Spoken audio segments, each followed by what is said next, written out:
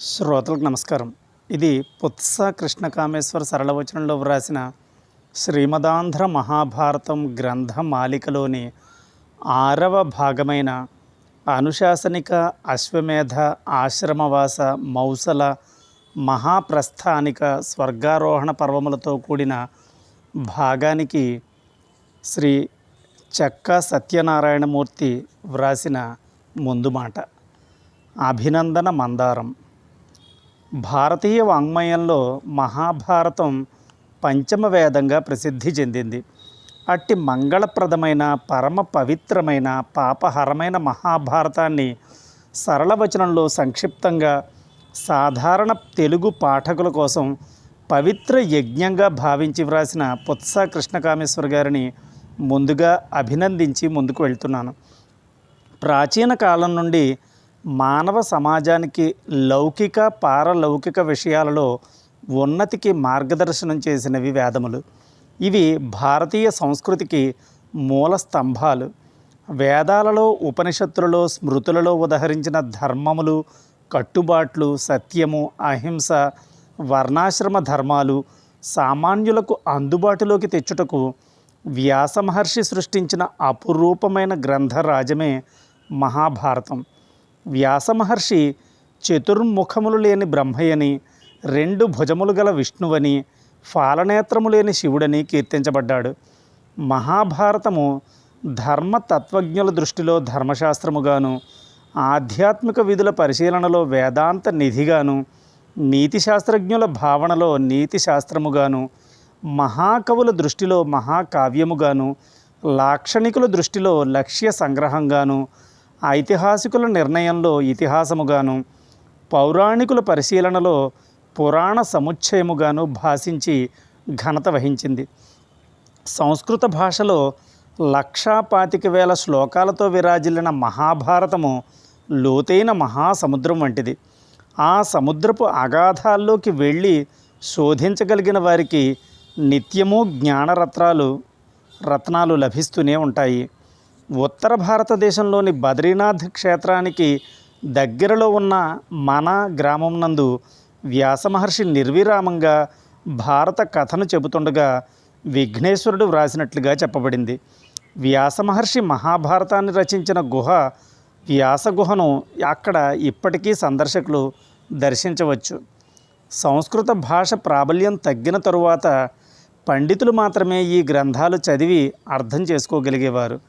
తెలుగువారు చేసుకున్న పుణ్య ఫలం వలన రాజమహేంద్రవరాన్ని పరిపాలించిన రాజరాజ నరేంద్రుడనే మహారాజు కోరిక మేరకు ఆయన ఆస్థాన విద్వాంసుడైన నన్నయ్య భట్టు మహాభారతాన్ని ఆంధ్రీకరించుటకు అంగీకరించాడు. అప్పటికి తెలుగు భాషలో చెప్పుకోదగ్గ ప్రబంధాలు, కావ్యాలు రచింపబడలేదు. ఒక రమణీయమైన ఉద్యానవనం ఏర్పరచాలంటే చుట్టూ దృఢమైన కంచె రక్షణగా ఉండాలి. అదేవిధంగా గొప్ప ఇతిహాసం రాయడానికి అందుకు అవసరమైన భాషాపరమైన వ్యాకరణ నియమాలు, నిబంధనలు, సాంప్రదాయాలు ముందుగా ఏర్పరచుకొని నన్నయ్య భట్టు భారత రచనకు శ్రీకారం చుట్టాడు. ఈ విషయంలో నన్నయ్య గారి మిత్రుడైన నారాయణ భట్టు సహకరించాడని శాస్త్రకారులు చెబుతుంటారు. 11వ శతాబ్దంలో ఆంధ్ర మహాభారత రచనలో నన్నయ్య ఆది సభాపర్వాలను, అరణ్యపర్వం కొంతవరకు వ్రాశాక ఆయన స్వర్గస్థుడైనాడు. అప్పుడు భారత రచనకు కొంత విరామం వచ్చింది. తిరిగి 13వ శతాబ్దంలో మనుమసిద్ధి ఆస్థానంలో మంత్రి, దండనాథుడు, పండితుడు అయిన తిక్కన సోమయాజి భారత రచనను 4వ పర్వమైన విరాట పర్వంతో ప్రారంభించి స్వర్గారోహణ పర్వం వరకు గల 15 పర్వాలను కవి పండితులు మెచ్చుకునేలా అద్భుతంగా రచించి తెలుగు జాతికి అందించాడు. తరువాత కాలంలో ఎర్రాప్రగడ అరణ్య పర్వంలోని మిగిలిన భాగాన్ని రచించగా ఆంధ్ర మహాభారతం సంపూర్ణమైనది. కవిత్రయం కృషి వలన తెలుగువారికి ఆంధ్ర మహాభారతం పద్య గద్యాలతో కూడిన చెంపు కావ్యంగా లభించింది. ఆ రోజులలో కూడా అక్షరాస్యులు తక్కువే, కానీ పండితులు మహాభారతాన్ని పురాణ కథలుగా చెప్పడం వలన జనసామాన్యంలోకి భారత కథ చొచ్చుకుపోయింది. తరువాత నాటకాలుగా, హరికథలుగా, బుర్రకథలుగా, తోలుబొమ్మలాటలుగా భారత కథ ప్రజల మనస్సులలో నిలిచిపోయింది. ఈ రోజులలో అక్షరాస్యత పెరిగింది. అధిక సంఖ్యాకులకు చదవడం వ్రాయడం వచ్చు, కానీ భాషా పటిమ బాగా తగ్గిపోయింది. ఆంగ్ల మాధ్యమంలో విద్యాబోధన వచ్చాక ప్రజలకు భాషపై పట్టు బాగా తగ్గిపోయింది. కానీ సినిమాల ద్వారా, టీవీల ద్వారా పౌరాణిక గాథలు ప్రదర్శించటం వలన మన రామాయణ, భారత, భాగవత గాథలు ప్రజలలో సజీవంగా ఉన్నాయి.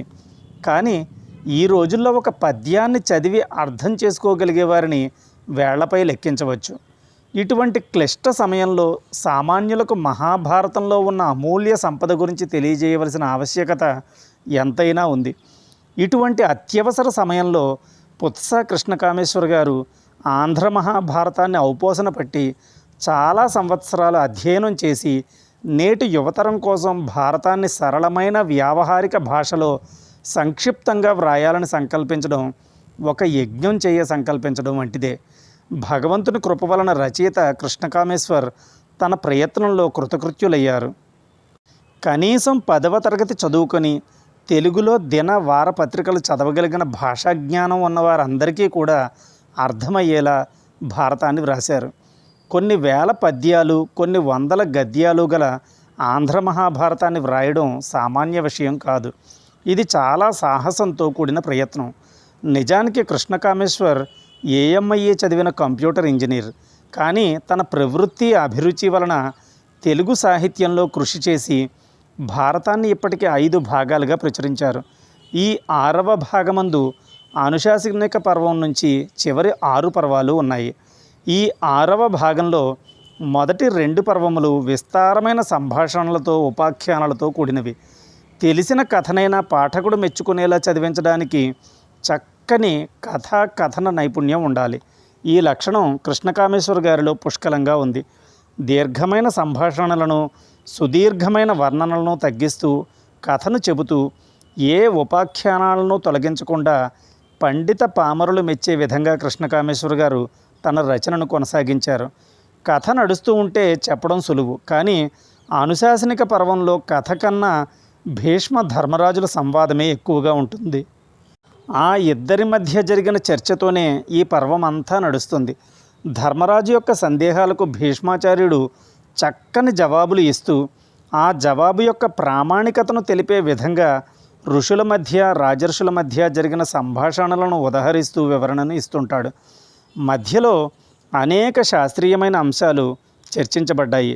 బాధ్యత గల మహారాజు దేశాన్ని ఎలా పరిపాలించాలి, ధర్మానికి ఉల్లంఘన జరగకుండా దండనీతిని ఎలా అమలుపరచాలి, భూదాన, గోదాన, సువర్ణదానాల ప్రాముఖ్యత ఏమిటి, దుర్లభమైన బ్రాహ్మణ జన్మ ఎలా లభిస్తుంది, బ్రాహ్మణ జన్మను ఎలా సార్థకం చేసుకోవాలి, కన్యకు వివాహం చేయడానికి ఎలాంటి వరుణ్ణి నిర్ణయించాలి, అహింస యొక్క ప్రాముఖ్యత ఏమిటి, మద్యపానం, మాంసభక్షణం, పరస్త్రీ గమనం వంటి దోషాల వలన ఎలాంటి దుష్ఫలితాలు వస్తాయి, పరోపకారం వలన, క్షమాగుణం వలన ప్రయోజనాలు ఏమిటి, ఒక పని సఫలం కావడానికి పురుష ప్రయత్నం అవసరమా, దైవకృప అవసరమా వంటి అనేక అంశాలు ఈ పర్వంలో వివరించబడ్డాయి. ఇటువంటి శాస్త్రీయ విషయాల చర్చను కృష్ణకామేశ్వర్ గారు ఎంతో సున్నితంగా వివరించి యువతరానికి ఎంతో మేలు చేశారని నా అభిప్రాయం. మానవజాతి మోక్షం పొందడానికి సులువైన మార్గమైన శ్రీ విష్ణు సహస్రనామ స్తోత్రం కూడా అనుశాసనిక పర్వంలోనిదే. ఈ స్తోత్రాన్ని భీష్మాచార్యులు శ్రీకృష్ణ భగవానుని సమక్షంలో ధర్మరాజుకు బోధిస్తాడు. భీష్ముడు చెప్పిన అన్ని విషయాలకు శ్రీకృష్ణుడు సాక్షిగా నిలుస్తాడు మరియు ఆమోదిస్తాడు. పట్టువదలని విక్రమార్కునిల కృష్ణకామేశ్వర గారు 2016లో మొదలుపెట్టిన తన రచనను తాను అనుకున్నట్లుగానే 2020 చివరికి 6 భాగాలుగా పూర్తి చేశారు.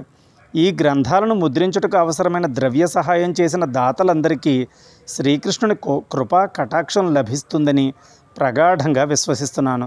ఈ గ్రంథ పఠనం వలన సామాన్య పాఠకులకు కూడా భగవంతుని అనుగ్రహం లభిస్తుందనడంలో అతిశయోక్తి లేదు. ఇదే విధంగా కృష్ణకామేశ్వర్ గారు మరిన్ని రచనలను ప్రజ్ఞావంతంగా చేసి తెలుగు పాఠక లోకాన్ని రంజింపజేయాలని శ్రీకృష్ణ పరమాత్ముడిని ప్రార్థిస్తున్నాను. ఇట్లు విద్వాన్ చెక్కా సత్యనారాయణమూర్తి, విశ్రాంత ఉపాధ్యాయులు, సంక్షిప్త వాల్మీకి రామాయణం, సంక్షిప్త వ్యాస భాగవతముల రచయిత.